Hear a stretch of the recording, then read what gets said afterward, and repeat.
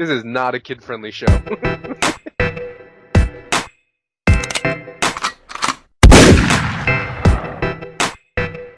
Yo, what's really good, my dudes? Welcome to another devblog video. This devblog is regarding updates coming out next Monday and was actually posted on Reddit by ModPie. The link will be in the description below if you want to check it out. So next week we can expect to see some big updates to the mechanics of high-end PvM fights. First off, they're doing something to tackle the technique players use to avoid being attacked by a boss. I'm talking about walking the boss. If you don't know what I'm talking about, let me give you some background information. A monster can attack you if you are between its maximum attack distance or directly adjacent to it. So if a player were to stand on the same spot as the monster would have to move at least one square away to be adjacent again. While moving, the monster would not be able to attack the player. So, players made use of that by walking the monster, making sure it's always in this state of trying to move a square away. Players doing this would be able to avoid all attacks from the monster, making it a very easy fight. Jagex has made attempts to work around this technique, but realistically, they didn't actually fix the problem entirely and at times would cause more trouble than it's worth. With the new update, they will be fixing the issue indefinitely. Basically, they will make it so a boss monster will now be able to attack you while you are standing on the same square as it.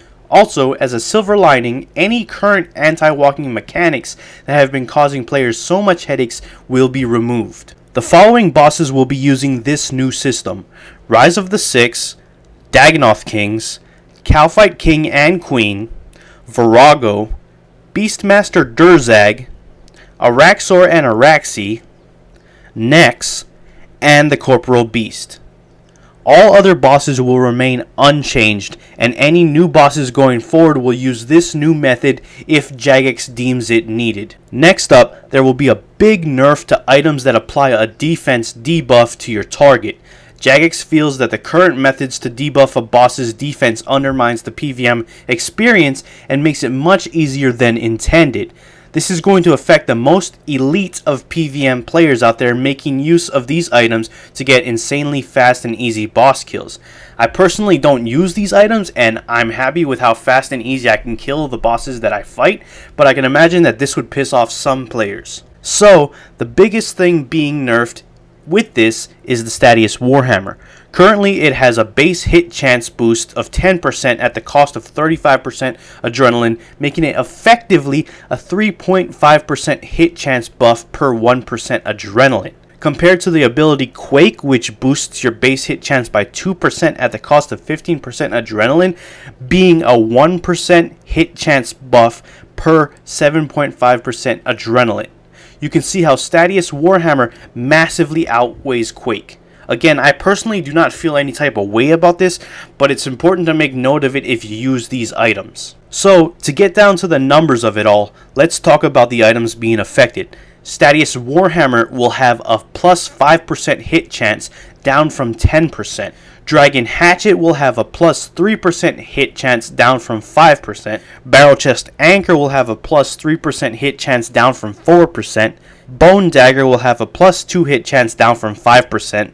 And Bandos Godbook passive effect will have a plus 3% hit chance, down from 5%, but the internal cooldown will change to match other Godbooks of 12 seconds, down from 30. And things like Quake and the Guthix Godstaff will not be changing at all with this update, just so you know.